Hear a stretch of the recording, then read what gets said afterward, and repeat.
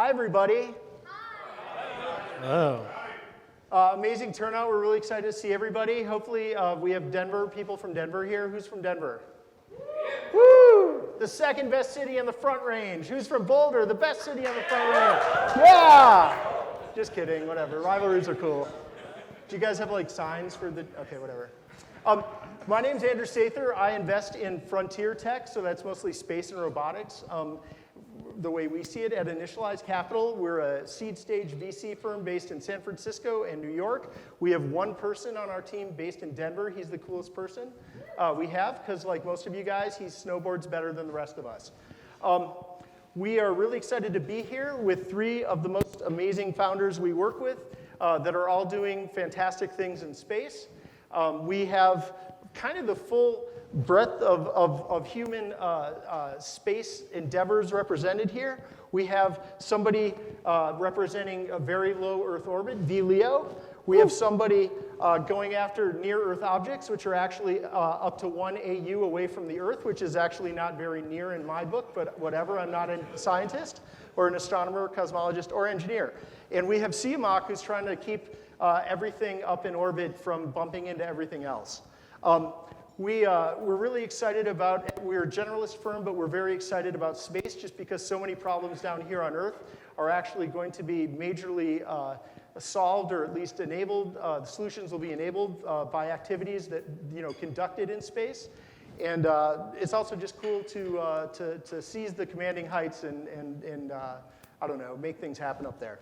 We're focusing tonight on a bunch of different things, but one of the big reasons we're here is about all the amazing talent here. Our startups are always hiring, and so we'll talk a little bit about what they're looking for specifically at near the very end, but we're going to have some time after this panel for you guys to come and talk with some of the people up here, so please avail yourselves of that opportunity. Let's start with a really easy question, you guys. Please introduce yourselves and tell people what you're up to. Let's start with you, Winston. All right. Hey, everybody. Thanks for coming out. My name is Winston Tri. I'm one of the co-founders and the chief product officer at Albedo. At Albedo, we are building satellites to capture ultra-high resolution imagery by flying very low, so specifically very low Earth orbit. Pleased to meet you all. We have a ton of the team here, so stick around and meet some of us. Actually, if anyone has their founders here or co-founders, feel free to call them out, make them raise their hands. Yeah, we got Topher in the back. Topher Dot, he's one of our co-founders and our CEO. All right, and then we got AJ somewhere. There he is. There you go. He's our CTO, and then we have a bunch of members of the team here as well. So, yeah, I'll pass it to Siamak. Siamak. Awesome. Thank you. Can you guys hear me? Yeah. Awesome. Thanks so much for coming out. I'm Siamak Hesar, CEO and co-founder of Kayhan Space. We are a Colorado-based company. Kayhan Space vision and mission is to automate spaceflight operations. And as Andrew said, we have started by focusing on space traffic coordination and management. I personally have graduated from the University of Colorado Boulder. Yay! Go Buffs! Who are their mascots? What's their mascot? It's the buffalo. Go Buffaloes! Yeah. Wait. Buffs. Buffs? Yes. Go Buffs! No clapping? You guys clap for the school, but not your silly mascot? All right, that's cool. Okay, whatever. We're good. Anyways, yeah. I'll tell a quick story. So when I was, graduated and did a lot of stuff, I supported a couple of NASA JPL missions before starting Kayhan, and quickly realized that how inefficient the processes are when it comes to coordination between satellite operators. And over talking to different people, customers, potential, satellite operators, my co-founder, we decided to start Kayhan. So. Jose. Great. My name is Jose Acain. I'm a co-founder and CTO of AstroForge. AstroForge, in a nutshell, is going after asteroid mining. Our mission statement is to provide off-world resources for the benefit of humanity. Jose, could you pause for 1 second? Yes. They're mining asteroids. That's better. Yeah, we're starting off first with the platinum group metals. So we're going to go off and extract platinum group metals and return them directly back to Earth for sale. So Where did you work, just so they take you seriously? Because mining asteroids is pretty audacious, right? Where did you Sure. work before this? What did you do at your last job? Yeah. Well, your last space job. sure, I started my aerospace career at NASA Ames, designing, building, and operating CubeSat missions. Then moved on to a company called SpaceX. I was a deputy chief engineer for their Falcon 9 vehicle, and then moved on to Wait. launch- He worked directly for Hans at SpaceX. All right. and then moved on to launch integration and testing for their Dragon spacecraft. SpaceX. Yeah. None of us would be here if it wasn't for SpaceX, except for the Lockheed guys. Okay. By the way, the They'd be name of the happier, too. mascot is Ralph. I'm sorry? The name of the mascot is Ralph. Yes. Ralphie the Puff. Winston, why ever would someone want to operate in VLEO? It's crazy. That is a great question, and funny enough that you ask.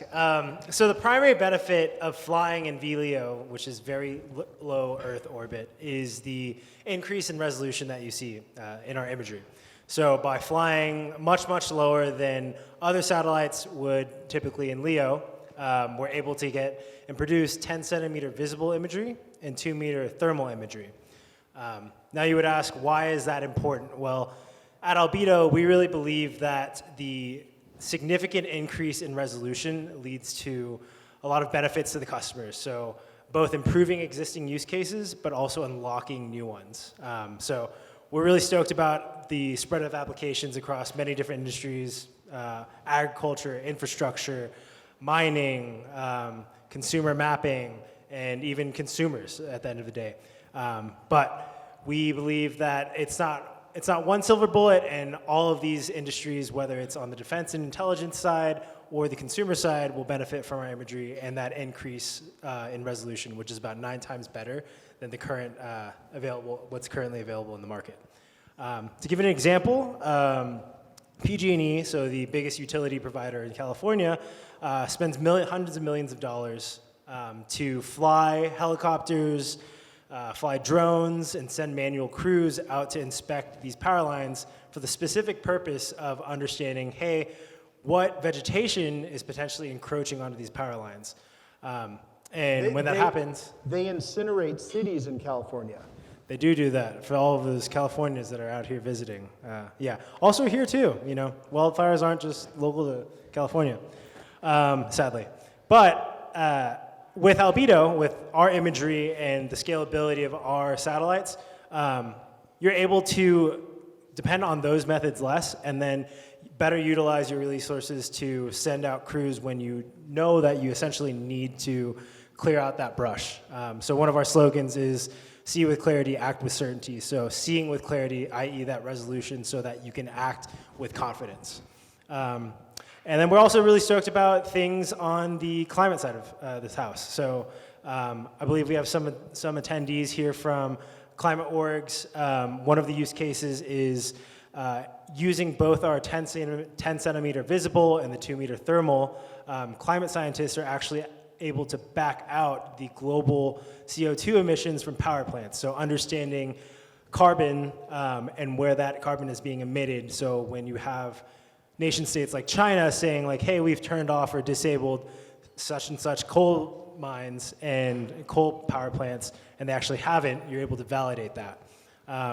We have companies like Pachama, which take satellite imagery and understand, hey, given the height of this forest canopy, this is how much CO2 is being preserved or captured out of the atmosphere. So all in all, I think the point I want to highlight from VLEO is that flying at such a low altitude gives us that increased clarity so that we can better provide value to our customers, but also help provide a better data set to improve the world. It's also just really cool and other people aren't doing it. Exactly. All right. Should have just said that. Siamak, what's been happening in orbit as far as risk of collision in the last few years? How has it changed and why? It's changed quite dramatically. What are you doing about it? Yes, I'll tell in a second. So just to put in context, so yeah, I mean, we all are aware of the explosion of the commercial space industry. SpaceX's Starlink launching few thousand satellites into orbit, and Project Kuiper just launched their first few satellites. So all these mega constellations are going up. But just to put in a context, just a couple of numbers that I can mention is that since the dawn of the space age, since we have launched Sputnik as humanity, we have launched altogether about 11,000 satellites into orbit. Which has contributed to 1 million pieces of debris object greater than 1 centimeter in diameter. Obviously, debris object orbital velocity of 17,500 miles an hour, so it can do a real damage. But we are not stopping there, right? So just in the next decade, there are different forecasts, but we are going to, 10x the number of launches that we have had since the dawn of space age, just in the next decade. So that creates a lot of issues, right? But it also, there's a lot of excitements because, 20 years ago, just, a nation state or a big corporation like Lockheed or Boeing could build their mission and launch it. Now, if you are a startup or a, basically university program with 1 million, 1.5 million, you can build a CubeSat and launch it. And have a spacecraft in orbit. So that creates a lot of excitement, but also challenges because, another thing that is happening that was not the case in the past, and we are seeing this actually very recently, is that we are starting to see more and more deconflictions that are needed between different operators, right? So statistically, there are much more number of space debris objects in orbit compared to operational satellites. But then, what has happened in the last decade, we are packing more and more operational satellites into these very narrow orbital regimes, like basically 550, 600 kilometers.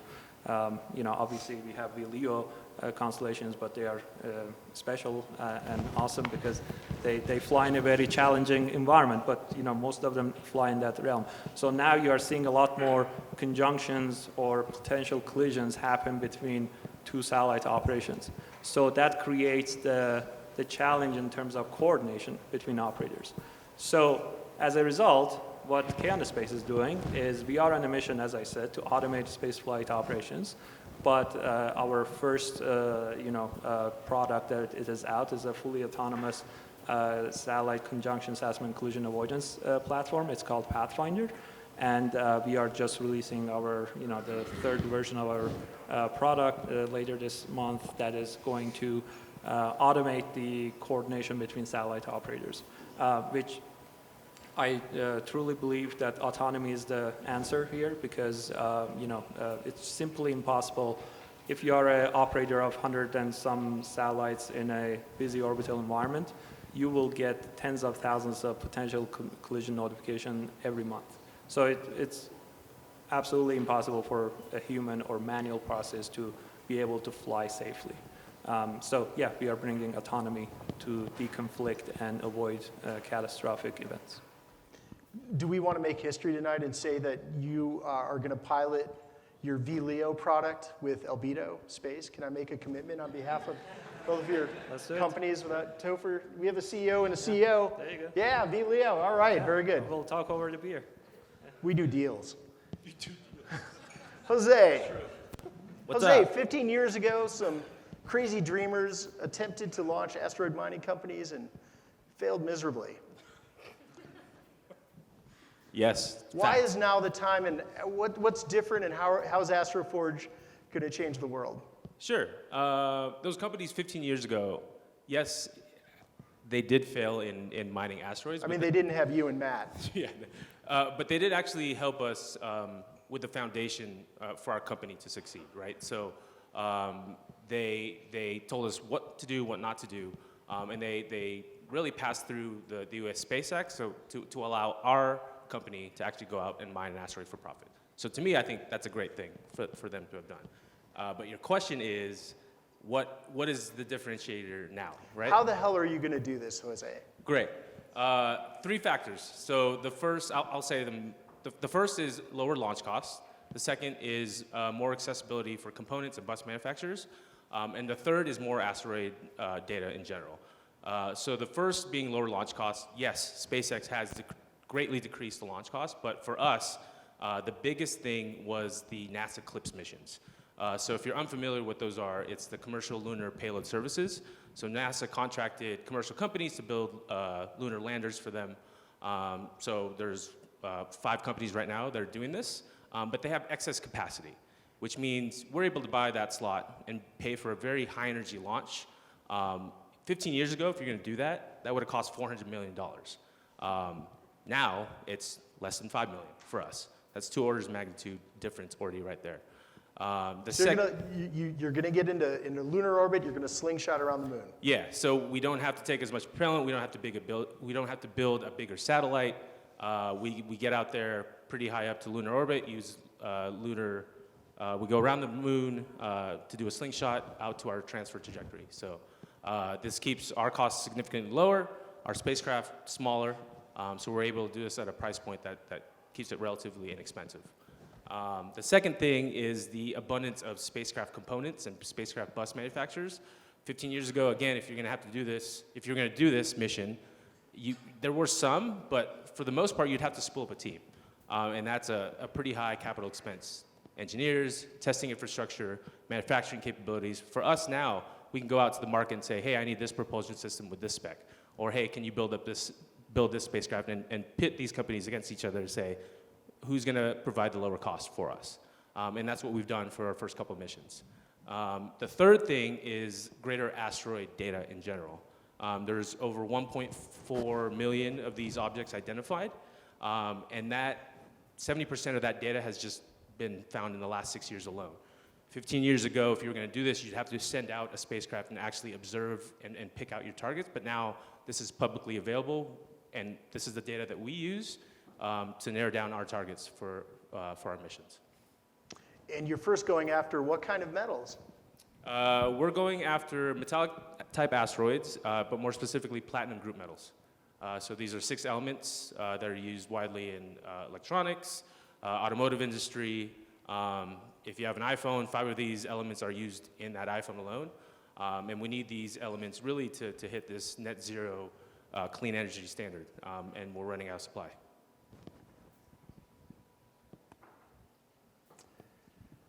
All 3 of you, we'll go in order, but what's the biggest technical team the technical problem or challenge that your teams have had to solve so far? Winston, Albedo. Yeah, so for us, it definitely is just flying and operating and surviving in VLEO. So I think there are 2 things that make that a pretty complex problem. First one being the atmosphere. So being that low and that close to Earth, the Earth's gravity pulls you down. And if you're not thrusting enough, you get pulled down. So if you were to take, let's say, a satellite that's flying in LEO and just try to fly that in VLEO, that satellite would probably last weeks, maybe months. So it is a bespoke type of architecture that needs to be designed from first principles for VLEO and to survive in VLEO. So that atmosphere. So the atmosphere also introduces drag, so it pulls you down. There's also other factors like atomic oxygen. I'll let the smarter people in the room talk to you about that, but some crazy stuff out there that you have to deal with. And then 2, just the speed of which things happen. So you're flying lower, the Earth is just ripping around under you. I asked AJ earlier today to get the precise number, but I believe it's 16,000 miles per second. Per hour, sorry. There we go, sorry. There we go. Really That's fast. why he's here. All right. And AJ can also talk to you guys about atomic oxygen as well. He can. He knows a lot about Mob atomic him oxygen. after this panel. Yeah. So those 2 things, plus you're operating this atmosphere and you're bumping into atmospheric particles, and really our mission is take a really high quality picture of the Earth, right? So you're trying to focus on this tiny little spot on the Earth and hold yourself still enough to be able to take a picture. So that really, both the atmosphere and the speed at which we have to operate, that necessitates a need for a world-class pointing and attitude control system. And if you want to talk about that, Encore, our VP of Embedded Flight Controls, is in the back, and he'll happily talk to you about that.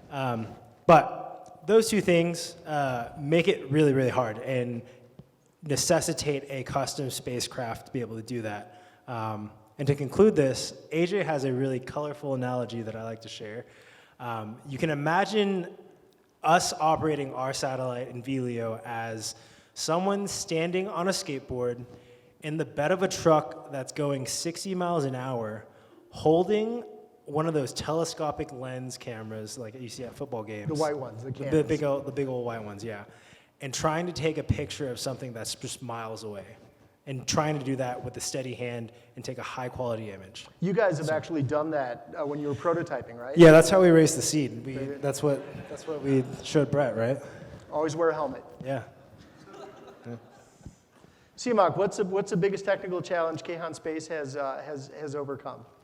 Yeah, I don't know if it's the biggest one, but definitely the most recent one, and that has to do with, in my introduction, I talked about the fact that there needs to be a more efficient process to coordinate between different satellite operators, and this is a recent problem, and we can show with our data that the number of conjunctions between two operational satellites is increasing quite dramatically because, just like I said earlier, we are packing more and more satellites into narrow orbital regimes.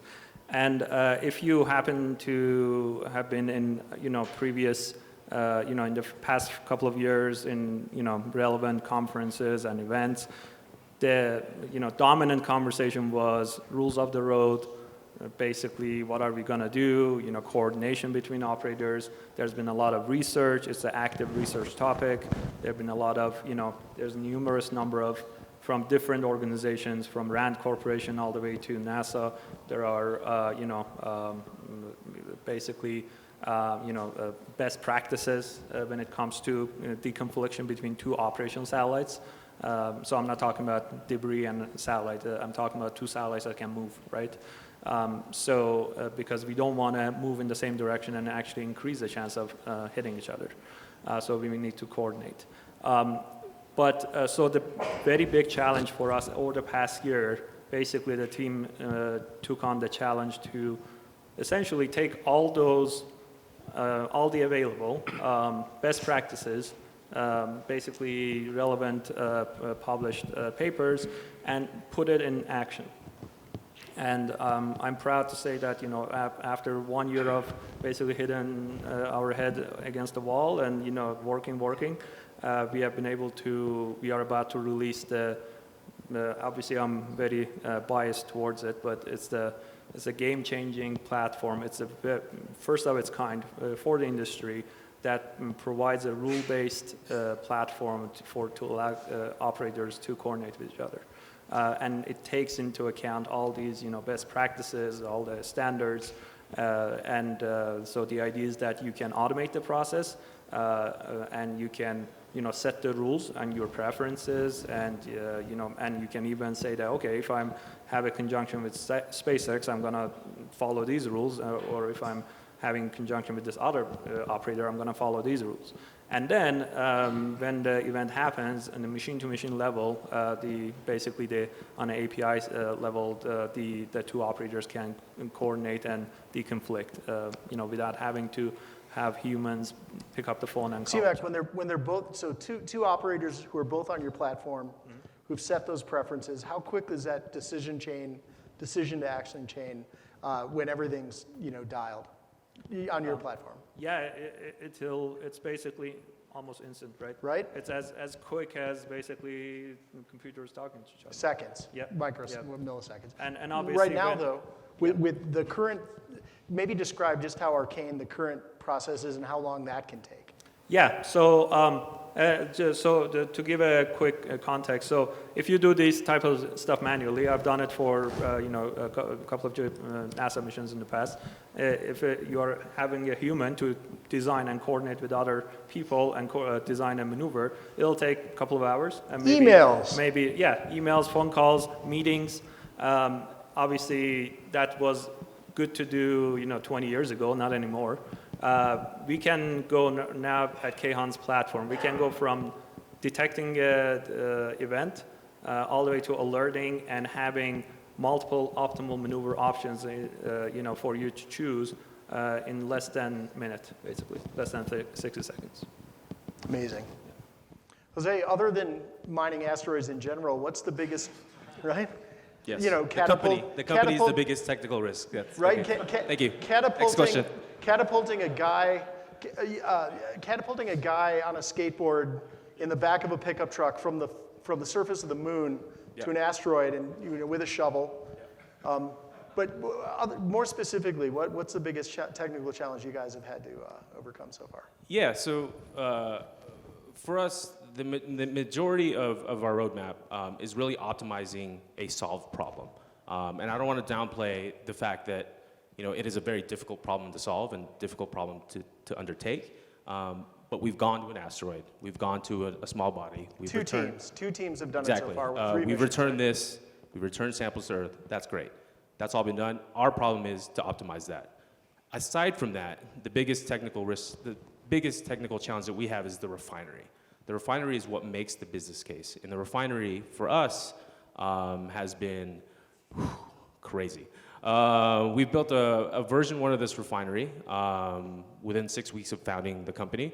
And we proved out this case where we extracted platinum from this metallic type asteroid, and that's amazing. But if you scale that up, if you scale that up and put that into our size vehicle, the power just doesn't close. So the biggest technical challenge for us is to optimize the refinery. And we're now on V4 of this refinery. Are you allowed to talk about the technology the first refinery was based on and what the new one is, or not so much? Yeah, I mean, I think that's public. Okay, I like it. So the first refinery is based off of a mass spectrometer. So what we do is we take a sample, we vaporize that sample. So now we have vapors of an asteroid floating about. We shoot that vapor with a high energy source, so in our case, a microwave, which in turn ionizes these vapor particles, basically. So now that you have ionized particles, we're able to manipulate them in space and accelerate them over a magnetic field. Once we accelerate them over a magnetic field, a majority of these metallic type asteroids are drawn to this magnet, basically. So it's iron. Over 95% of these metallic type asteroids are iron. So a majority of these ionized particles get attracted to this magnet, and the rest really stick to where we want it to be.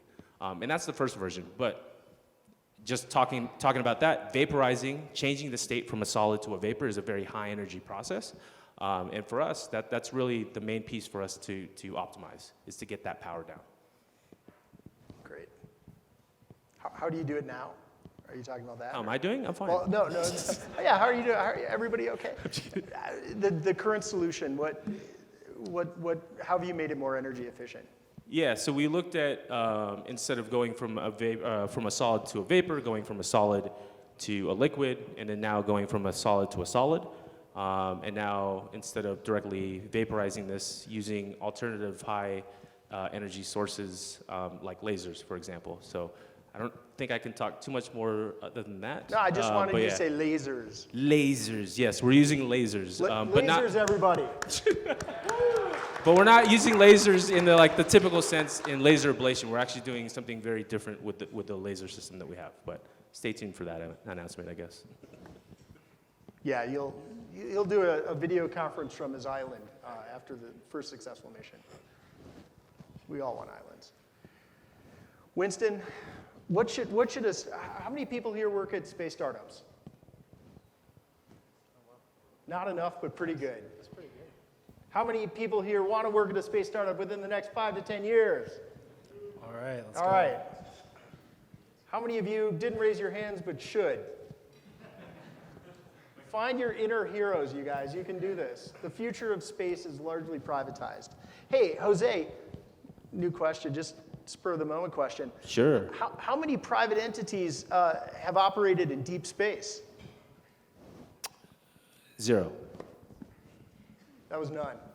Who's going to be the first private entity to operate in deep space? The SpaceX of deep space, as it were. It should be us. So, AstroForge. Yeah, when we launch in Q1 2024, we'll be the first commercial company to operate in deep space.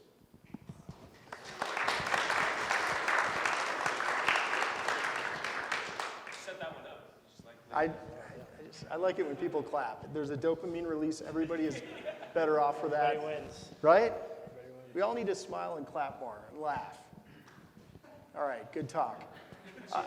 Winston, what should startups keep in mind, space startups keep in mind when working with large partners, with large contract manufacturing partners? You can keep this PG in case just... Yeah, we'll keep it PG right. in case anybody's out there listening. What do you need to look out for? Not just on this earth. Sorry, Topher, for asking this question. Let's see. I think it can be summed up in, if you're working with a large space corporation, you need to find the people within that corporation and the groups of people there that align philosophically to how you want to solve your problem.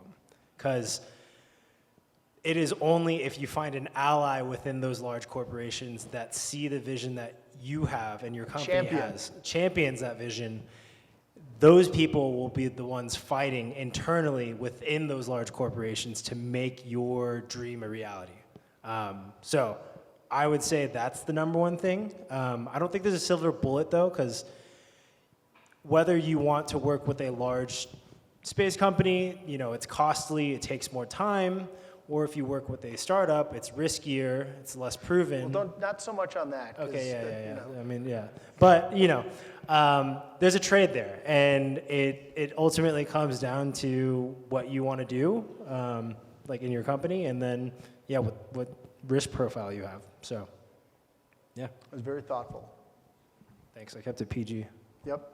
Jose, what should space startups keep in mind when working with small contract manufacturers and other sorts of partners? Yeah. Fellow startups. Yeah, exactly.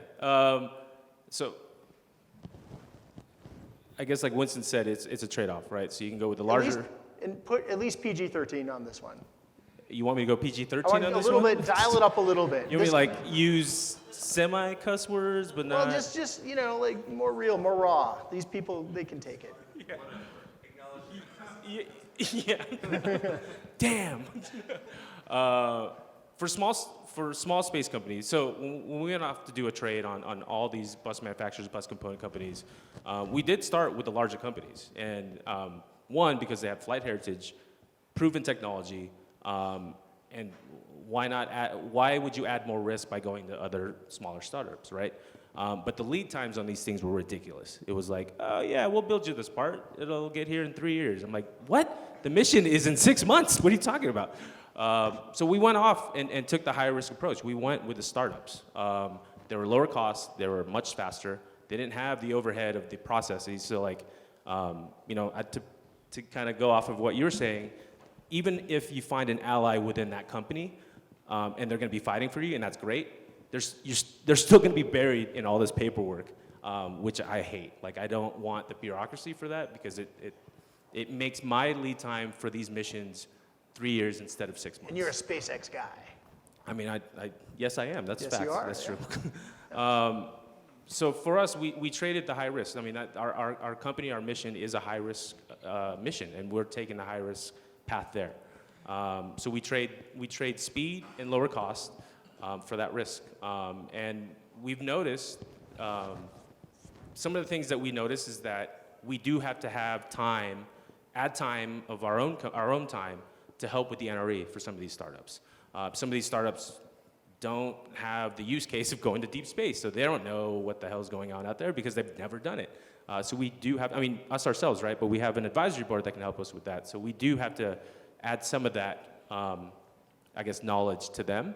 And I think that's the biggest trade-off is making sure that you do nurture that and add additional NRE and time in order to make sure you lower that risk and ensure mission success. But for me, I'd take that over waiting months for an approval any day. No offense to Winston. No comment. Pros and cons, regardless Exactly. of who you work with. So, Siamak, Kayhan doesn't have any spacecraft, and you don't have any even ground stations of your own. You're a software company, and we love you for it. It's amazing. but you do deal with the scale issue in the operators of satellites that you have to interface with. You know, orbit is crowded and getting more crowded. You're dealing with everything from the mom and pop, you know, weirdo, small, you know, 1 or 2 sat operators to, you know, the mega constellations. Uncle Elon has one of them. We know about that. They're causing a bunch of headaches for a bunch of people, including ground-based astronomers. Kind of too bad. I don't know what to do about that. But maybe you could talk a little bit just about kind of the challenges of dealing with both extremes and how they differ, maybe some similarities. Thanks. And it kind of relates to your question from both of these gentlemen. And I was gonna I was thinking actually answering that in my previous question, your previous question, but that was actually one of big challenges for us as well. That how can we, because we want to serve all the operators across the industry, right? So one of the challenges was that how can we build our system agnostic enough that we can, give a maneuver recommendation to a CubeSat that if it is, has a propulsion system or, drift drag system, and also we can give recommendation to a multi-million-dollar satellite. So that was a challenge that to kind of build the interface such that it is universal enough, but also it is detailed enough that is useful. Dealing with smaller satellite operators is a lot of challenge, but it's a lot of fun as well because, we go and offer them a particular solution that, hey, we are gonna try to keep your satellite safe from running into stuff. And then as you talk more with them, you realize that, and I'm not gonna give a word of advice to a lot of people here, but something that I've experienced is that just listen to your customer, right? When you're talking, just keep asking questions and listen, and you're gonna hear that they have a lot more problems than the thing that you wanted to talk about. And so that happens with small satellite operators quite a bit, because we show up with Pathfinder, they love it, but they're like, okay, I don't actually know how to propagate my satellite. Pathfinder is your product, you're not Correct. referring to the Mars rover? No, yeah. Even though that's awesome as that's well. Awesome, but, yeah. We like Mars our rovers. Mars rovers! Yes, yay. Okay.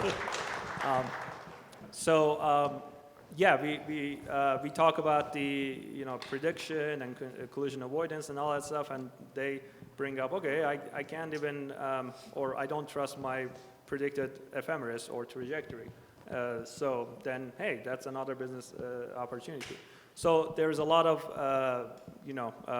flexibility that you need to have there, but obviously as in startup, it's always a challenge because you want to stay focused rather than chasing different opportunities. And then you got to kind of take that mindset and then kind of switch it. And when you're talking to someone like Starlink or SpaceX, obviously they have built the whole system themselves. They have a fully autonomous system, but their problem set are different. For instance, they would like to know who is flying around them and what is their capability and how risky it is and how much they should be worried about. It's a large gamut, and I think we have done a decent job so far being able to. You've done a great job so far. Oh, thank you. But yeah, it's always a challenge to go from small to big, and vice versa. Who here works in the space sector or are students in related fields? Who here is in the industry? Who here are academics who will probably go into the industry? Okay, cool. All right. You guys have a lot of different options, right? You could work at kind of big incumbents, big players. Lockheed, right? Shout out to Lockheed. Lockheed in the house. Yay. Yep. Got a couple Lockheed guys. You can tell they've got really nice watches and good shoes. And stuff. But this is an ecosystem, you guys. We need everybody. Now, that's a great place to work, right? In fact, Topher, a bunch of the Albedo guys came from Lockheed, right? You could go work at NASA, right? JPL in the house. right? So that's awesome. You worked with NASA, right? NASA's cool. And there's academia, there's a bunch of things. Then there's startups. You guys are all at space startups, et cetera. How do you guys feel? And I think you guys have differing opinions. I can't wait. This is going to be the really spicy part of this panel. When do you guys think people should consider working at those different types of entities in their career? Like, should people go and cut their teeth at the big guys for a while and then go start their startup? People go straight into startups, et cetera. Let's start with you.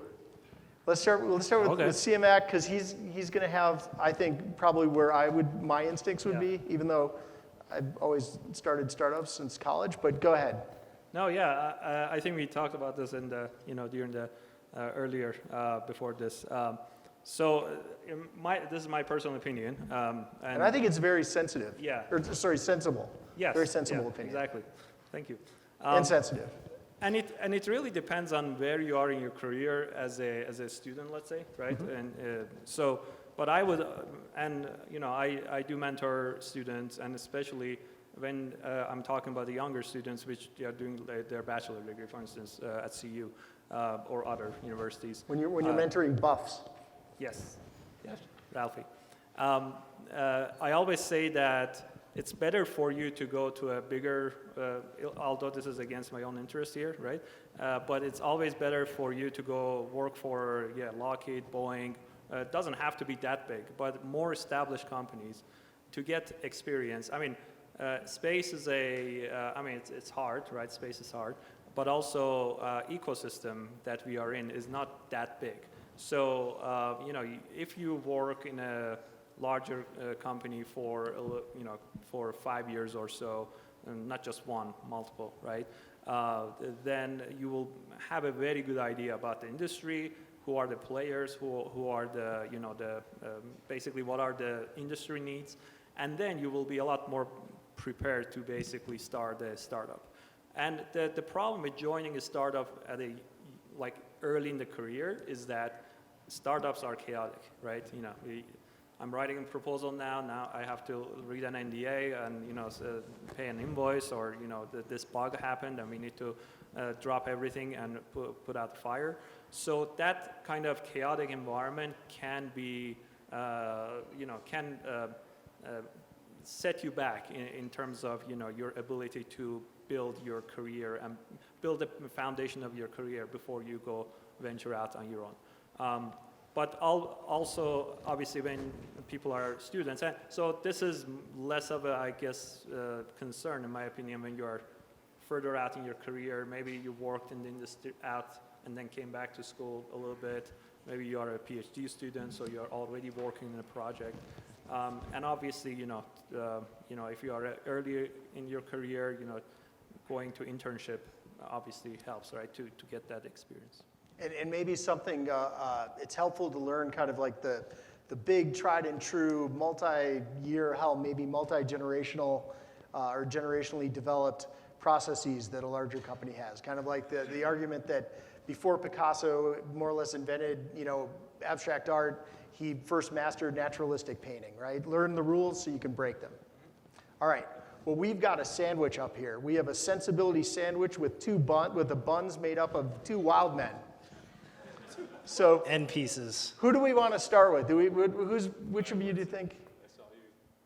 I feel like I've been do it. You do it. Go first? Yeah, go ahead. All right. Do it. All right. I was gonna be the middle of the road person. All right. No, this is even better. So it's an even weirder sandwich. Okay. With two different kinds of breads. You're like a normal bread, and he's like El Fuego. I'm gonna bread be or the something. non-helpful bread because, survivorship bias, and it's worked out so far for me, right? But I would say I think you know the answer deep down within yourself already. That's really good. You just got to take a accounting of your life and see, all right, what stage of my life am I at? Because I think a lot of people on a vision here, quest. Yeah, maybe not a vision quest. Maybe just like a Saturday at home, just kind of sit on your couch and think about it real quick. But think about your life, where you're at. So like, I think we tend to focus on the technical ability and like, hey, do I know enough to go do this thing? Or, hey, do I want this type of culture? But like, also there's your personal life, right? So like, if you have a ton of kids and, you have a high level of involvement. A ton of kids. A ton of kids, and you really want to be involved with your kids. Very fat kids. Then it's going to be tough, but you can still do it, right? But I think ultimately it's like, all right, where... Well, you need good income to be able to afford a vehicle to haul a ton of kids Exactly, around, right? and you need a stable income and like a dually pickup truck. Yeah, exactly. And like those little Lamborghinis that they drive around with, the small ones. Oh, right, Yeah. All right, sorry. Back to the original question. I would say it's kind of like Siamak said, if you want to and you feel the need inside to join a startup, it's an environment where you're going to learn a lot. You're going to get iron sharpened to iron is the saying, right? Like you'll be sharpened by the other really smart people around you. Get to do a ton of things. You have to learn a lot. Do you thrive in those chaotic environments? Then yeah, go for it. You kind of already know it. But if, that's not necessarily for you, maybe it's your life stage, maybe it's just you want to appreciate the legacy of everything that's come before and then build up enough. Go work at a bigger company. Go learn the ropes. God, I should have had you gone last. Sorry, I told you. Huge disservice to the audience. But yeah, and then to go back on my advice, I would say, just do it. Like it doesn't really, you always think you don't know enough, right? Like I didn't know anything about space before I started Albedo, and thankfully, I've come up to speed. You're a software guy. I was a software engineer at Facebook. I use satellite imagery at my job. Meta. But yeah, just do it. I don't know. Okay. The wild man enters stage left. Is it the audience's left? Yeah. Right. Well, stage right for us, right? I don't know how that works. House left, stage right. All right. Jose, throw bombs. Drop. Just don't drop the mic at the end. It's not our mic to drop. Okay. Okay. Sorry. Jose, should people interested in working at space startups do it early in their career or go work at Lockheed, get the watch, get the shoes, and then go work at a startup? I will have to respectfully disagree with Siamak. I actually think that you guys should go out and I would advocate for a startup greatly. And the reason for this is you don't necessarily know what you want to do. And what I mean by that is working at a big startup, or a big company like a Lockheed, like even a SpaceX, you are on a single team. You're doing one part of the mission, and that's what you do, and that's great, and that's amazing. If you want stability, if you want to do just that one thing, that's phenomenal. You should totally do that if you know that. If you don't know what you're going to do, a startup is a great playground for that. You can go in as an engineer in the GNC field and say oh great, I want to do orbits and I want to do trajectories, and you can find out day one oh, I've made a big mistake. I hate trajectories completely. In a startup, it is very easy to switch and flow between the teams, whereas in a larger company, it takes, to me, in my experience working for larger companies, it takes a little bit of time and a lot of overhead to actually move groups to actually get the experience that you want. So I would actually advocate for the startup world so you can really figure out what's best for you and what you want to follow in your career. That's it. It was really good. This question alone made this whole thing worth it. That and the free drinks. Except you were not supposed to respectfully disagree. You were supposed to disagree. Just so you guys don't think we're enumerate, I realize we're going over time on how long this is supposed to be, and I really don't care. Because those of you who would rather just stand around and talk to somebody and get free drinks, whatever, there are a few people here who are really digging this, and this event is for you guys. You know who you are. We've got one more question for them, then we're going to ask my colleague Brett and my boss, so clap a lot when he answers questions. I'm going to ask him a few questions, and then we'll have an hour, right? A little bit more than an hour to do the normal kind of mixer nonsense, and we'll do that. It'll be cool, and you can bum rush these guys and try to get jobs. Quit your day jobs.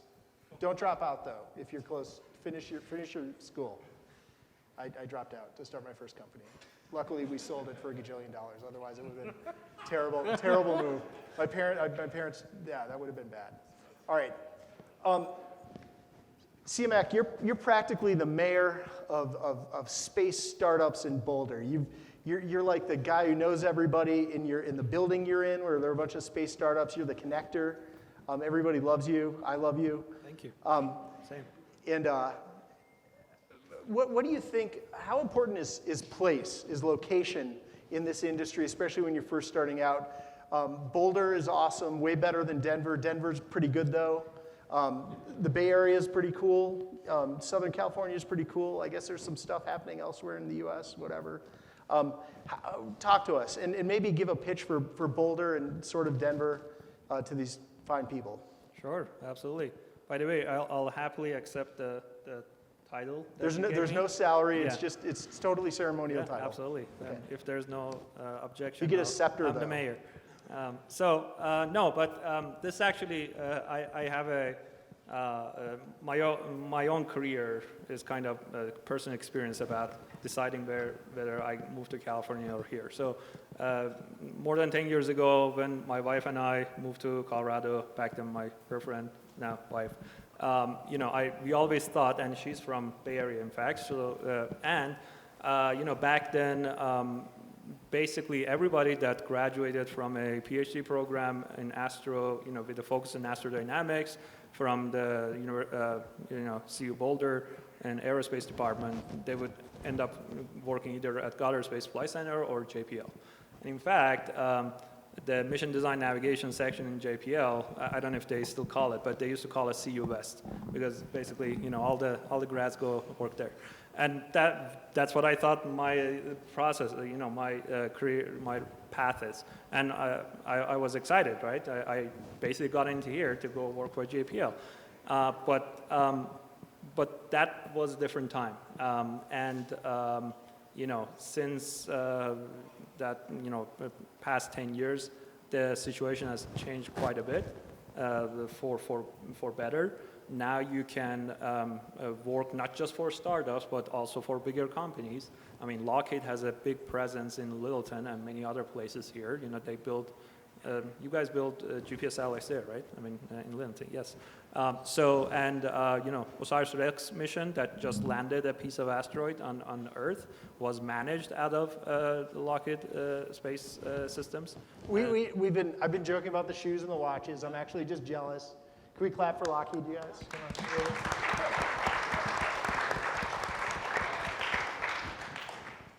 So yeah, I mean, and there are a lot of, and the ecosystem has changed significantly. I mean, Denver has grown quite a bit in terms of startups, software, tech, space as well.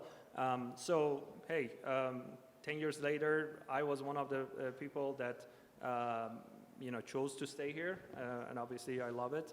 And despite multiple opportunities, I could go and work for ORX mission, for Juno, for others at JPL, but I chose not to and stay here and do my own thing.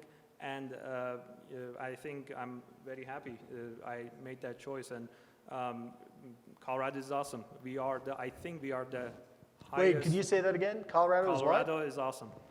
Yes. Yeah. Right. Hey. Yeah. I think we are either just behind or highest per capita employer in aerospace industry. Amazing. Either right behind LA or California or ahead. And a lot of that comes from startups. And I was going to say something else, I forgot. Oh, you said give a pitch to about Colorado, living here. Obviously, it's Don't awesome. leave, stay here. It's yeah, awesome. I mean, where else can you work on a cool space project and then 20 minutes later be on the top of a mountain and be hiking, right? So that's exactly what I did when I was writing my thesis. And besides, you don't need to move to California anymore because Californians are all going to move here. Mm-hmm. Yep. Sorry. Yep. All right, you guys. Last question. If you could communicate with your younger selves early in your career, give yourselves one piece of actionable advice based on all your years of experience, what would it be? Winston. Don't start with me first. Okay. Jose. Yeah, I would tell my younger self, I would tell him not to worry about the future. And I think we go into universities, and everyone always there's this pressure to find out what am I going to do with my life right after I graduate, and it's a huge pressure that's put by yourself, from your parents, from the community, and you're like, I don't even know. Can you figure out what you want to do for the rest of your life in 4 years? To me, it was an impossibility. So the advice that I would give myself is don't stress about it.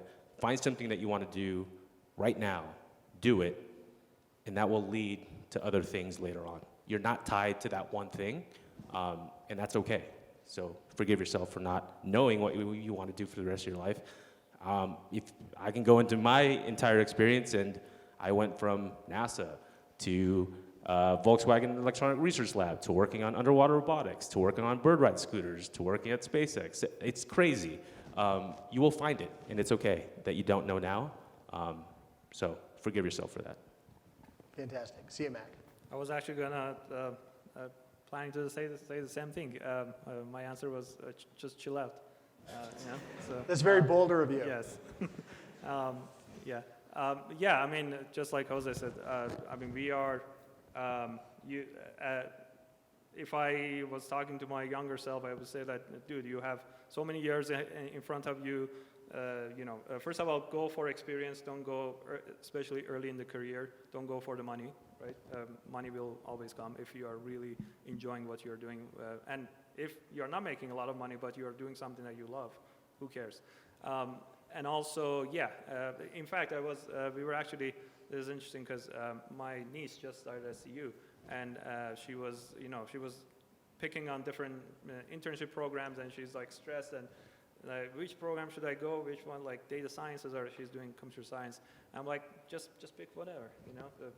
It's just the summer. You're gonna get experienced, and I mean, getting diverse set of experience is a lot better than just being, focused on one thing. And what if that doesn't pan out? Then Do you guys do internships, the three of you? Tell your niece to Asteroid mining internship. there you go. Yeah. Well, I'm gonna hire her. Need to put somebody in the back of the pickup truck with a helmet. Interns. AJ. Okay, cool. Great. You're up. Little Muppet baby Winston. Yeah. Hey, buddy. I think I'll double down on what I said earlier. I would say don't wait. Like, I think I had this voice in my head of, when I get to this specific level of software engineer, I'll like go and try to do my own thing. Or like when I learn this thing and I like get this promotion or yada yada, you're gonna come up with any excuse that you can to stop yourself from doing something. And I think the qualifier for this question was you being young. What are you scared of? You're young. Like, if you're in your 20s, you have 10 plus years to just mess up. And even if you do mess up, you have 10 years worth of experience of messing up that will help serve you better. And at the end of the day, like, those large space corporations, they're always there. They're always hiring. They have tons of people working at them. You can go get a job. So just go out and, try it. Mess up. Just do it. Just do it. Awesome. Nike. Y'all ever heard of them? That's it. All right. Well, let's thank these guys. Thank you.